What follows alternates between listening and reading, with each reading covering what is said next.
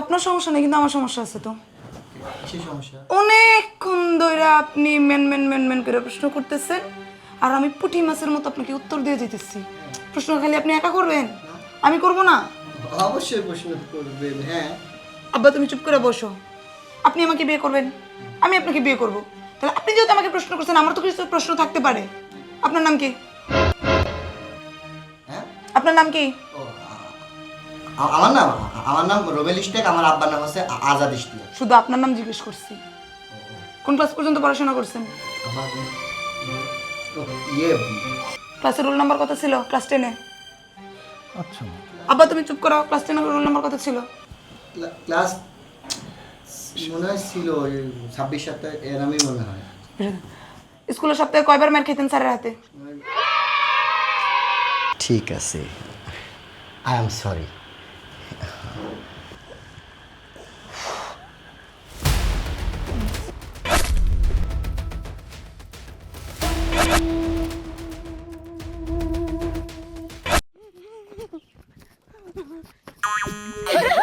এই কারমের এই যে কারমের কত বড় বিয়াদব। আরে এটা কোনো কথা? এই ও এই তুই কারমের খালা বিয়াদব আমার ব্যাগটা ভিজে এলেছে, এটা কোনো কথা? অসভ্য কারমের ওর ধরতে পারলে ওর আড্ডি ভেঙে যেতাম মাইরা, আমার ব্যাগটা পুরো ভিজে দিছে। ও ও 1 2 3 4 5টা। যাক, বাড়িতে গিয়ে মুড়ি মাখায় খামো, আমার 5টা কাঁচা মরিচে হয়ে যাব। বাজার থেকে আর এমন নিয়ে দাঁড়ান। কি হইছে? আপনি আমাদের কাছে আম পারছেন কে? আমি তোদের কাছে রাম? কবে, কখন স্বপ্নে দেখছস? আমার ছোট বোন দেখছে আপনি আম পারছেন। এ তোর ছোট বোন লেদা ঘুরা গেরা, ও কি দেখতে কি দেখছে কি জানি। আমি তোর আর বাড়ি ধারে কাছেও যাই না, আম পারা তো অনেক দূরের কথা। যা যা, আমি আমটাম পারি নাই। আপনি পারছেন আম। আচ্ছা কোন তো আপা, এত ছোট একটা গাছ সব কয়টা আম পাইরা নিয়ে আইছেন, আপনি কাজটা কি ঠিক করছেন? দেখ, তোর আমি ভালো করে কইতেছি ফারুক, তোরার গাছের আম পারা তো দূরের কথা, আমি তোরার বাড়ির আশেপাশেও যাই নাই। আর এই অত্র এলাকায় আমার মতো একটা ভদ্রমায়া তুই খুঁজেও পাবি না। আমি বিনা অনুমতিতে কারুর গাছের একটা পাতাও ছিঁড়ি না। আর তুই আমার এত বড় একটা অপবাদ দিলি, তোরা সারা গাছের আম আমি পেরেলাম?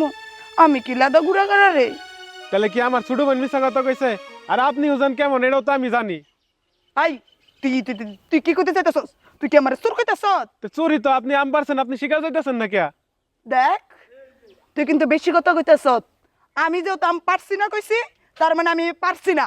আমার উপর মিথ্যা দোষারোপ দিবি না। যদি মিথ্যা দোষারোপ দেস, পরবর্তী ফলটা কিন্তু ভোগ করণ লাগবে, মনে রাখিস। জানেন থেকে আইসেন আমার আম চুরির অপবাদ দিতে। হন, আমি আম বাবা আমের পাতা কোনোটাই পারি না কারোর গাছের, বুঝছ? আপনি পারছেন, আর আরেকদিন যদি হাতে নাতে ধরতে পারি তখন মজা বুঝা মনে। আমার মজা দের বুড়ে ডাক যা, বীর বুড়ে একটুখানি পোলা আমারে ধরবো। এত কত মোরল রাই আমার চুরি ধরতে পারে না, আর হ্যাঁ আমার হাত দিয়ে ভেঙ্গে দিব। রাখ, ওই দিন কয়টা পারছিলাম? 5টা। এর পরে গেলে গাছের গোড়া শুদ্ধ উঠাইলাম। আমারে খেপাইলি কে? কত বড় সাহস, এত বড় আসপর্দা, এখনো বাড়িতে আসলো না। কিছু না বলতে বলতে মাথার উপরে উঠে গেছে গা। আজকে বাড়িতে আসুক, আজকে ওরে যে আমি আজকে কি করবো। এই দাঁড়া, এই কই গেছিলি? একটু খালা গোবারে গেছিলাম। খালাগো বাড়িতে গেছিলি না পাড়া বেড়াতে গেছিলি? দূর, আমি পাড়া বেড়াতে যাবো কিতাম? আমি তোমার মার পেটের বই না, আমার খালা যে ওই ছোট খালার বাড়িতে ছিলাম। আর কত সুন্দর তোর নামে বিচার। মানুষ আইসা বাড়ির মধ্যে এসে তোর নামে বিচার দিয়া যায়। তুই ওই বাড়ির আম, ওই বাড়ির পেয়ারা ডাব, আর মানুষের মধ্যে মানুষের তুই মারামারি করিস, পিচ্ছি পিচ্ছি পোলাপানকে মারস। আর কত সুন্দর বিচার। ও তোর বেশি সাহস বেড়ে গেছে না? তোর বাপে থাকে ঢাকাতে চাকরি করে, সেই জন্য তুই বেশি বাইরে গেছিস, লাইফে গেছিস না? আরে থামো তো মা, এ বাংলা এফএম ডার কতদিন বাজাইবা? হ্যাঁ হ্যাঁ, তুমি আমার পেটে নিছো না, তুমি তোমার মায়ের ছিল না। আমি কোশ্চিন কালেও কেউ রে মারি না, কারোর লগে কার্য কীর্তন করি না, আর কারোর গাছের একটা পাতাও ছিঁড়ি না। আম পেয়ারা চুরি করা তো দূরের কথা। পাতা ছিল না? না। হ্যাঁ না, এইটা কি? হাই হ্যাঁ গো, ও। আল্লাহ কার ক্ষেতের থেকে জানি এই গাছটা তুলে নিয়ে আইছে। দেখো মা, আমি কিন্তু কোনো চুরি মুড়ি করছি না। ওই একটা বেটা তুলতেছিল, আমি আইতে আইতেছিলাম তো আমার ডাক দিল, এই মুন্নি যাইতেছো যেহেতু বাড়িতে একটা মরিচ গাছ লয়ে যা, এলাকে আমি লয়ে আইছি। ওরে বাবা রে বাবা, কি সুন্দর কথা কয়। তাহলে মাইসে ডাইক খাই না, তোর সবকিছু দিয়া দেয় না? ওটা কি তোর বাপে লাগাইছে গাছ না তোর বাপের ক্ষেত্রে? তুই আজকে আয়, ওমা ওমা স্যার তোর আজকে বুঝাবো চল। আরে মা ব্যথা মিটেছি মা মা মা মা মা মা মা স্যার মা স্যার ডং ডং ডং ডং ডং লা লা আরে আরে এটা কি আমার ব্যাগ, আরে আমার ব্যাগ দেন, ব্যাগ দেন, ব্যাগ দিয়ে দাও। লাগবে লাগবে আমার ব্যাগ দাও, ব্যাগ দাও, ব্যাগ দাও, আমার ব্যাগ দাও, ব্যাগ দাও। দিতেছি না। ব্যাগ দিয়ে দাও না। আরে আমার ব্যাগ নিতে দাও।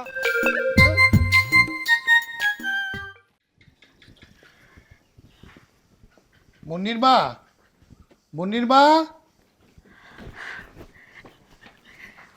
তুমি আসছো? কেমন আছো তুমি? আলহামদুলিল্লাহ আছি ভালো। তুমি কেমন আছো? আলহামদুলিল্লাহ। মুন্নি কই?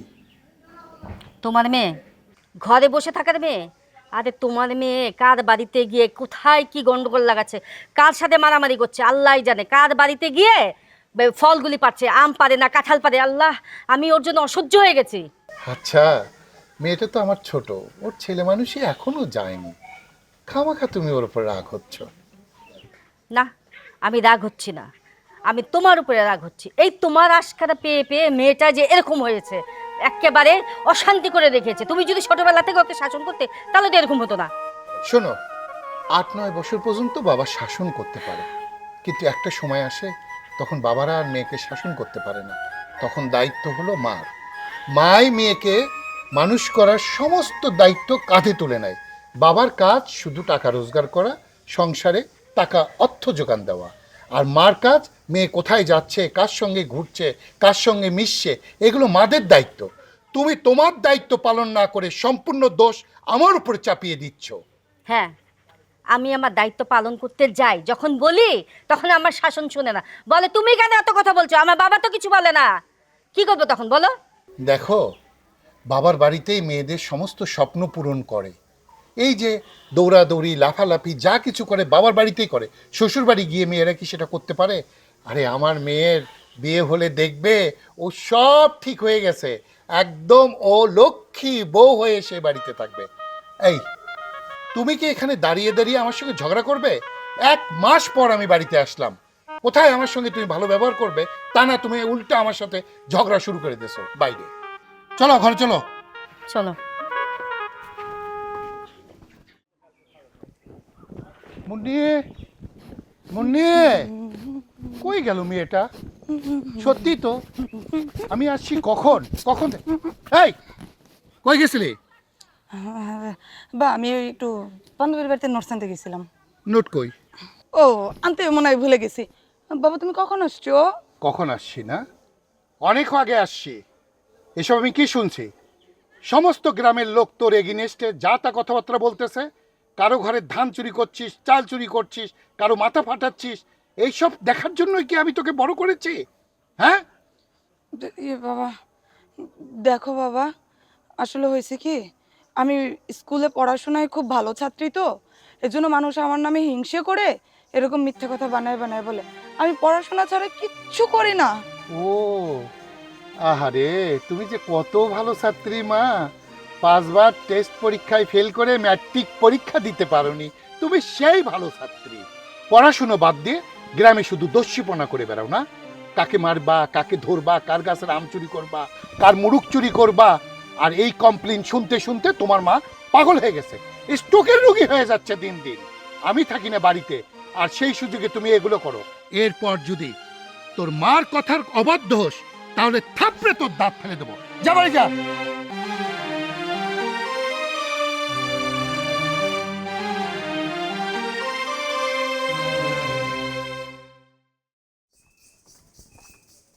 আপা বাড়িতে আছেন? আপা, আপা কোথায়?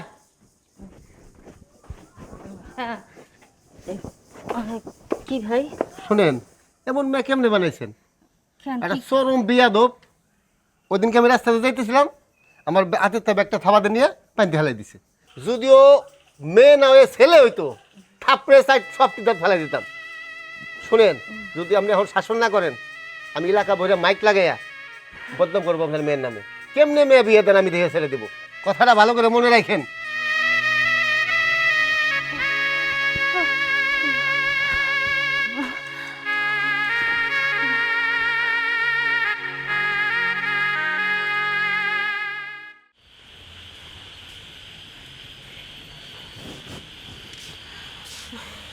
কি অবস্থা, দাফন কখন হয়ে গেছে?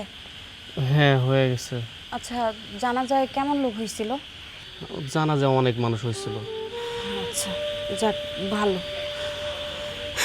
চাচির লেগে অনেক খারাপ লাগে, খুব ভালো মানুষ ছিল উনি।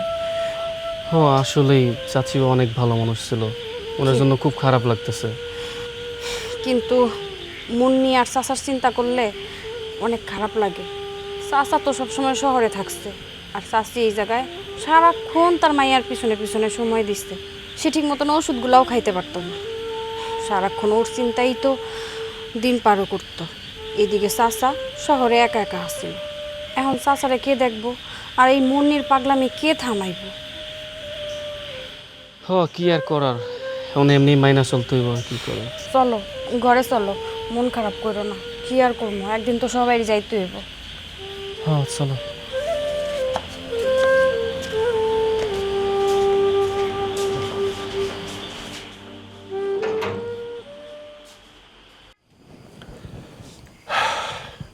মুন্নি, মুন্নি, ডাকতেছো কেন বউ? দেখ মা, তোর মা মারা গেছে আজ 15 দিন হয়ে গেছে। আমি চাকরিও ইস্তফা দিয়ে এসেছি শুধু তোর জন্য। তোর মা বেঁচে থাকতে তুই যা করেছিস, এখন আর তোকে তো তা করা যাবে না মা। বুঝতে পারছিস আমি কি বলছি? জি বাবা, আমি বুঝতে পারছি। তুই যেভাবে বাইরে চলাফেরা করছিস, সকালে বের হয়েছিস, রাতে বাসায় ফিরছিস, তাও তোর মা তোকে ধরে নিয়ে আসছে। লোকজনের গায়ে হাত তোলা, এর ক্ষেতের জিনিস টান দিয়ে উঠানো, ওকে পানিতে ফেলে দেওয়া, এগুলো অনেক দুরন্তপনা করেছিস মা। তোর কারণেই তোর মাও মারা গেল স্ট্রোক করে। তাকে যে ডাক্তারখানায় নেব বা ট্রিটমেন্ট করব সে সময়ও আমি পেলাম না। যাই হোক মা, বড় হয়েছিস, প্রতিটা মেয়েকে বাপের বাড়ি থেকে শ্বশুর বাড়ি যেতে হয়। তুই একটু যদি নিজেকে সংযত করে ঘরে থাকিস, তাহলে আমি একটা ভালো পাত্রের হাতে তোকে দিতে পারি। কিন্তু তুই যদি এভাবে ঘোরাফেরা করে বেড়াস মা, বল কে তোকে বিয়ে করবে? আর তোর বিয়ে না হলে আমি কি করবো বল? আমার তো আর কেউ নেই। তোর মা মারা গেল, আমার যদি কিছু হয়ে যায় তখন তোর কি হবে? এভাবে বললো না বাবা, আমার খুব কষ্ট হয়। এটা যে বাস্তবতা মা, এটা শুনলে কষ্ট হয় সত্য, কিন্তু সত্যটাকে তো মেনে নিতে হবে। তাই বলি কি মা, আর এরকম দুরন্তপনা করিস না মা। এখন একটু ধর্মকর্মের দিকে মনোযোগ দে মা, তাহলে দেখবি তোর মনটা সব সময় ভালো থাকবে। ঠিক আছে বাবা। সব সময় রাব্বে হামামা কামা রাব্বানি সগিরা পড়বি, তোর মার আত্মা শান্তি পাবে। সন্তানের দোয়া সবচেয়ে আগে কবুল হয় মা। ঠিক আছে বাবা। আচ্ছা মা, কথাগুলো মনে রাখিস, তাহলে আমি শান্তি পাবো। আচ্ছা বাবা, ঠিক আছে। তুমি যে কথাগুলো বললা আমি সবগুলো মেনে চলার চেষ্টা করব। ঠিক আছে মা।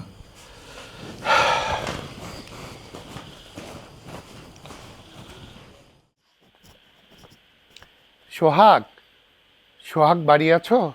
সোহাগ। জি চাচা, আসসালামু আলাইকুম। ওয়ালাইকুম আসসালাম। চাচা এত রাতে কিছু বলবেন? না, ঈশার নামাজ পড়ে ভাবলাম একটু বৌমার সঙ্গে দেখা করব বাবা। একটু বৌমাকে ডেকে দেবা? আচ্ছা ঠিক আছে। নিপা, নিপা জি। একটু এদিকে আসো তো।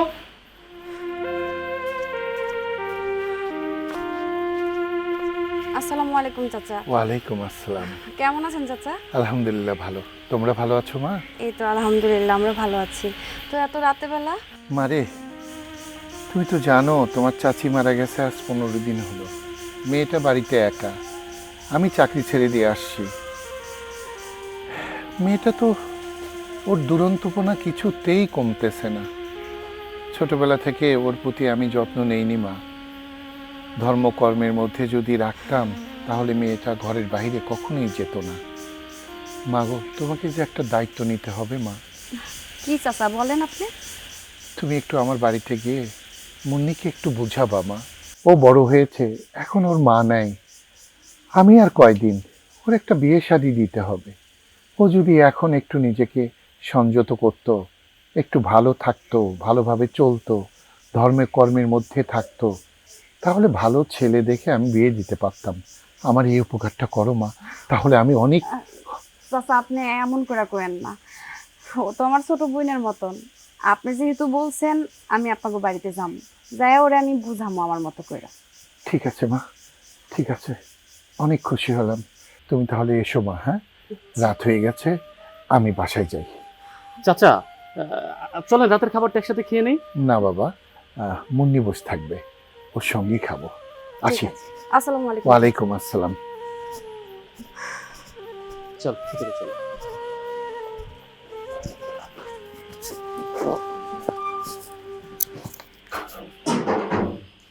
চলো না ঘুরে আসি অজানাতে, যেখানে নদী এসে।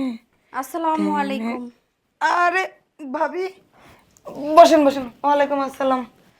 কি মনে করে আমাদের বাড়িতে? এই তো তোমার সাথে একটু গল্প করতে আসলাম। আমার সাথে গল্প? তো এইরকম একটা সারে গা মাথা ঢাইকা আসছো কেন? আচ্ছা ভাবি, এই যে সারাক্ষণ তুমি এরকম মাথা কান হাত পা সব ঢাইকা এগুলো পইরা থাকো, তোমার গরম লাগে না?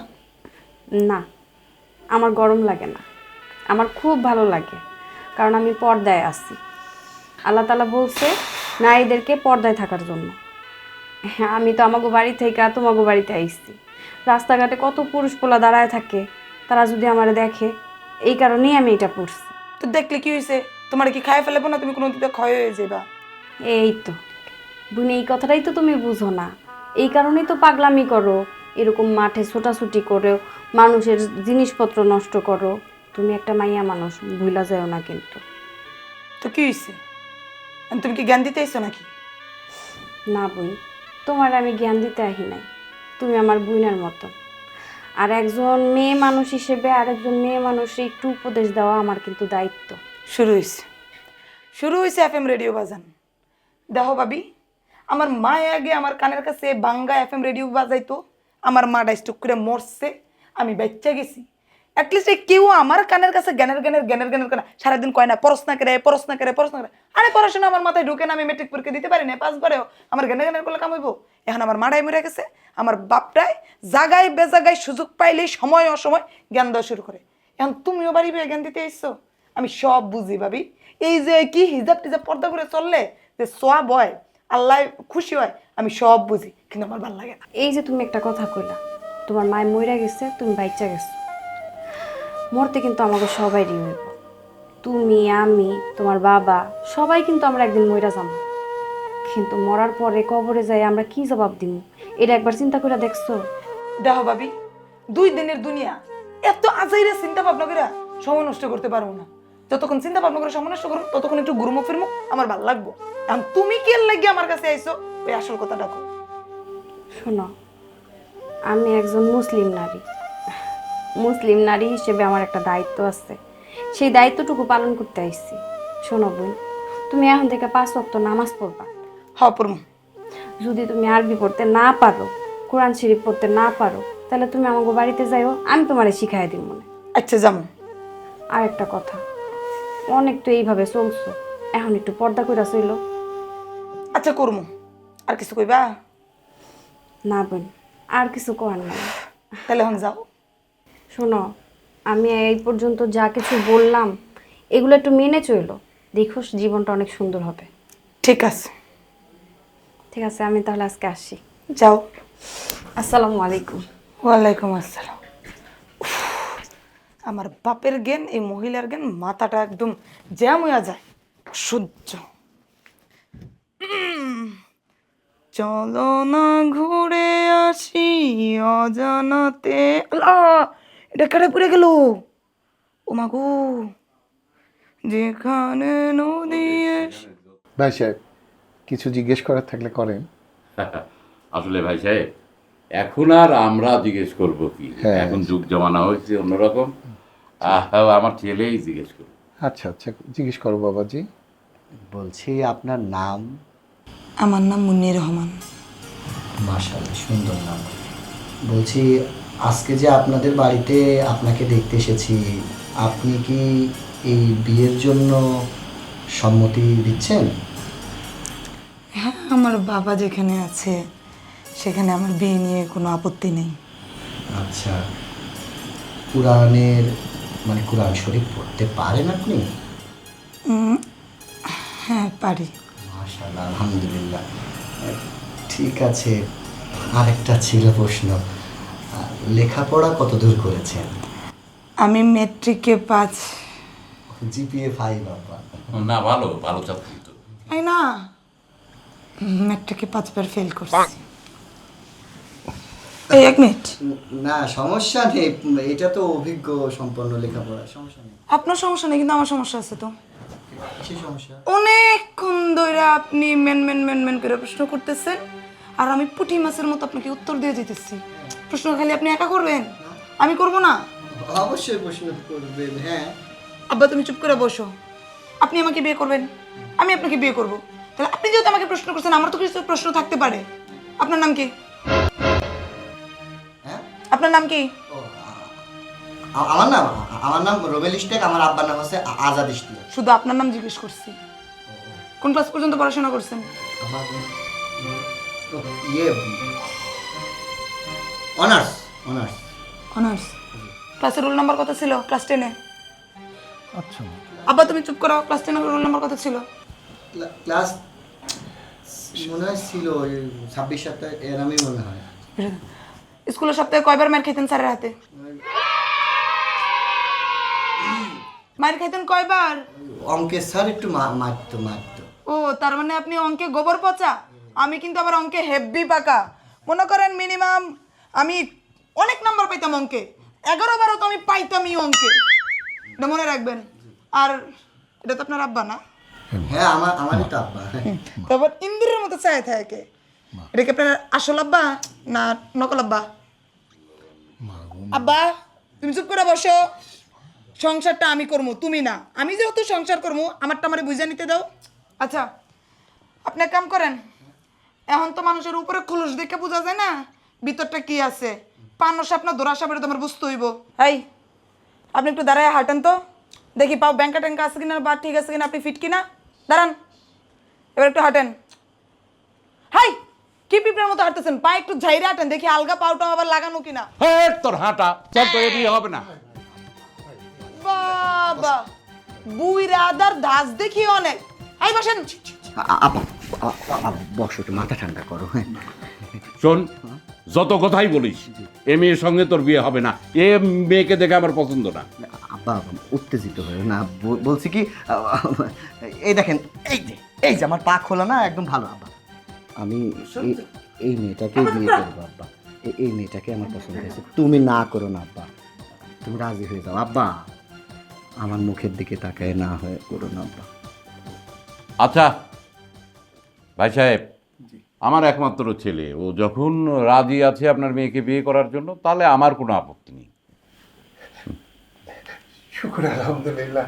আল্লাহ, তুমি আছো। আল্লাহ লাখ লাখ শুকরিয়া তোমার কাছে। আল্লাহ, ভাই সাহেব, জি, তাহলে দেরি করে লাভ কি? সামনে শুক্রবারে আমরা বিয়ের দিনটা ঠিক করি। আব্বা, শুক্রবার দেরি হয়ে যায়, আর তাছাড়া ওই শুভ কাজে দেরি করতে নেই।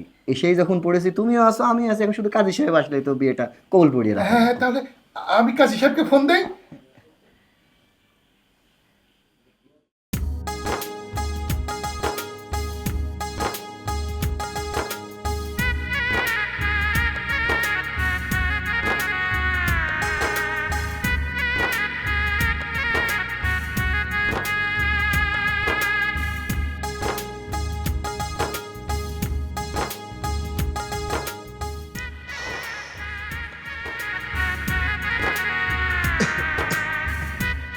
গলা কি ব্যাং ঢুকছে? ও ও করতেছে কেন? আর কি ব্যাপার, তোমার কি সাধারণ কোনো সেন্স নাই? আজকের দিনে এত দেরি করে তুমি রুমে আসবা? এই যে আমার একা একা এখানে বসাই দিয়ে গেছো, তোমার গেতি গোষ্ঠী আত্মীয় স্বজন সব আইসা আমাকে এক এক রকম কথা জিজ্ঞেস করতেছে।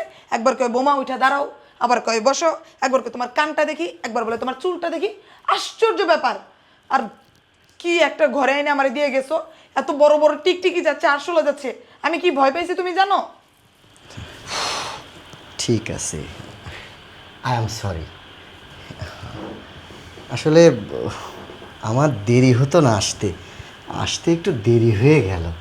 ওই আমার পরদাদা মারা যাওয়ার সময় আমার দাদাকে একটা মন্ত্র শিখিয়ে দিয়ে গিয়েছিল, আর বাসর ঘরে বউয়ের সাথে কি কি গল্প করতে হয় এগুলোও মারা যাওয়ার আগে আমাকে শিখিয়ে দিয়ে গিয়েছিল। আমার আবার ওই ভুলে যাওয়ার রোগ আছে তো, তাই ডায়েরিতে লিখে রেখেছিলাম, সেটা পড়েই মুখস্থ করে আসতে একটু লেট হয়ে গেল। বলদের বাচ্চা বলদ, তা তোমার দাদা কি কি শিখাই দিয়ে গেছিল আর কি কি ডায়েরি থেকে দেখে আসছো আমি একটু শুনি। এইসব কি বাসর ঘরে লাঠি কেন? এটাই তো আমার দাদার মন্ত্র। মন্ত্র? লাঠি আবার কারোর মন্ত্র হয় নাকি? আর তুমি কি বলতে চাচ্ছ আমাকে ক্লিয়ারলি বলো তো। আমি বলছি, তুমি শোনো। এই লাঠিটা আমার দাদা মারা যাওয়ার আগে আমাকে দিয়ে গিয়েছিল। তার কারণ আমার দাদা তার বিয়ের আগে জানতে পারে আমার দাদি নাকি খুব বজ্জাতা ছিল। এই যেমন ধরো, রাস্তা দিয়ে ছোট ছোট পোলাপান হেঁটে যাচ্ছে, ছাদের উপর থেকে তাদের গায়ে পানি ছুঁড়ে ফেলতেছে। আবার কোনো লোক পুকুর পাড় দিয়ে হেঁটে যাচ্ছে, কেন দিয়ে ধাক্কা মেরে তাকে পুকুর পাড়ে ফেলে দিয়েছে। এমনও ঘটনা ঘটেছে, আমার দাদিদের বাড়িতে যদি কেউ বেড়াতে আসতো, তাদের মোটর সাইকেলের পাম্প পর্যন্ত ছেড়ে দিত। তো আমার দাদা যখন জানতে পারলো এই মহিলার সাথে আমার বিয়ে, তখন এই লাঠিটা তিনি তৈরি করেছিলেন। বাসর ঘরে আমার দাদা আমার দাদির সামনে ঠিক এভাবেই লাঠি নিয়ে উপস্থিত হয়েছিলেন। আমার দাদি আরও কি করতো জানেন? কি?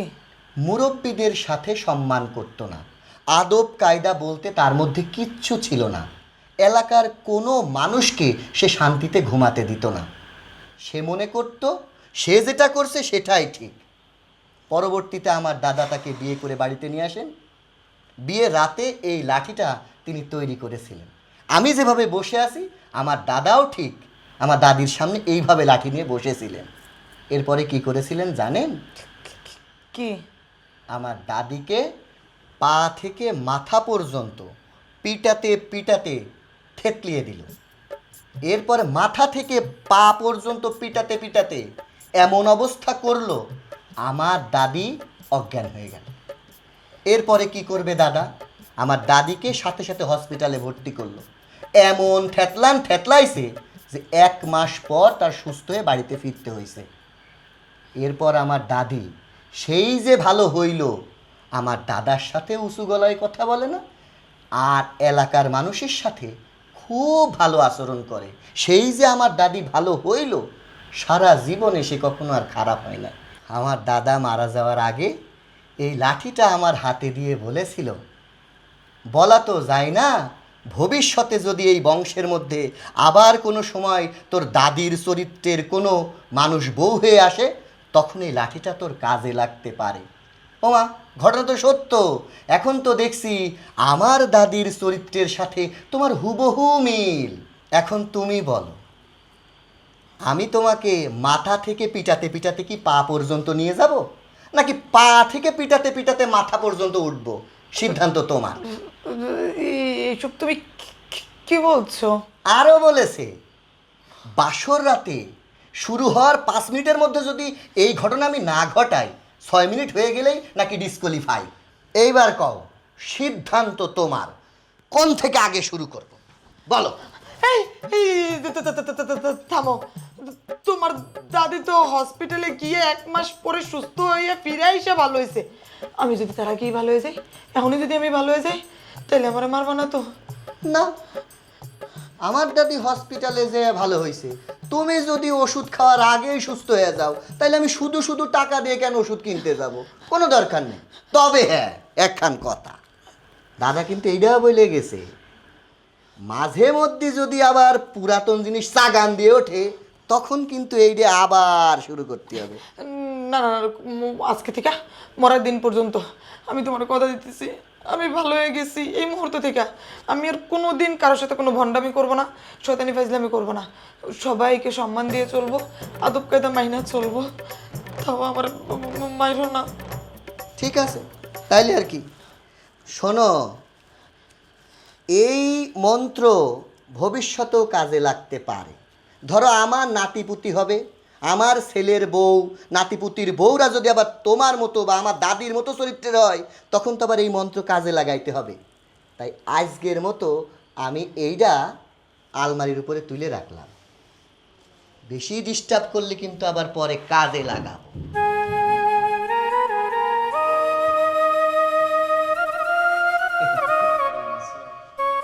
তোমাকে দেখতে কিন্তু বেশ সুন্দর লাগছে। আচ্ছা শোনো পাখি, শোনো না, তুমি তো সারাদিন অনেক খাটাখাটনি করছো, নিশ্চয়ই খাওয়া দাওয়া ঠিক মতো করো নাই। আমি তো আর দেখি নাই তুমি কতটা কষ্ট করছো। নিশ্চয়ই তোমার গা হাত পা ব্যথা করতেছে। তুমি এখানে শুয়ে পড়ো, আমি আজকে সারা রাত তোমার গা হাত পা টিপা দিব। শুয়ে পড়ো, শুয়ে পড়ো, শুয়ে পড়ো। পা দিয়ে শুরু করো। হ্যাঁ, পা দিয়ে শুরু করো। পা দিয়ে? হ্যাঁ, শুরু করো। আচ্ছা ঠিক আছে।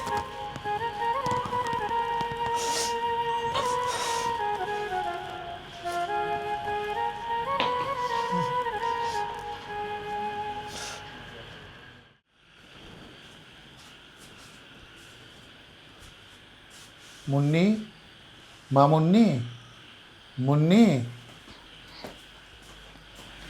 আসসালামু আলাইকুম। ওয়ালাইকুম আসসালাম। কে আপনি? মুন্নি নাই বাসায়? বাবা তুমি তোমার মেয়েকে চিনতে পারছো না? আমি মুন্নি। হ্যাঁ, সত্যি? দেখি তো। হ্যাঁ, আমি তো স্বপ্ন দেখছি না, বাস্তবই তো। তো মা, এ কিভাবে সম্ভব হলো? হ্যাঁ, আসসালামু আলাইকুম। ওয়ালাইকুম আসসালাম। বাবা, বুঝতে পেরেছি, আপনার গলায় কথা আটকে গিয়েছে। আপনার মেয়ের হঠাৎ করে এই পরিবর্তন কিভাবে, এটাই তো জানতে চাচ্ছেন? আসলে আমার দাদা মারা যাওয়ার সময় আমাকে একটা মন্ত্র শিখিয়েছিল, তো আমি বাসর রাতে আপনার মেয়ের উপরে সেই মন্ত্রটাই প্রয়োগ করেছি। আলহামদুলিল্লাহ, তারপর থেকে আপনার মেয়ের এই পরিবর্তন। যাক বাবা, আমি খুব খুশি হয়েছি। যে মন্ত্র বলেই হোক, আমার মেয়েটা ধর্মের পথে এসেছে। আমি অনেক খুশি।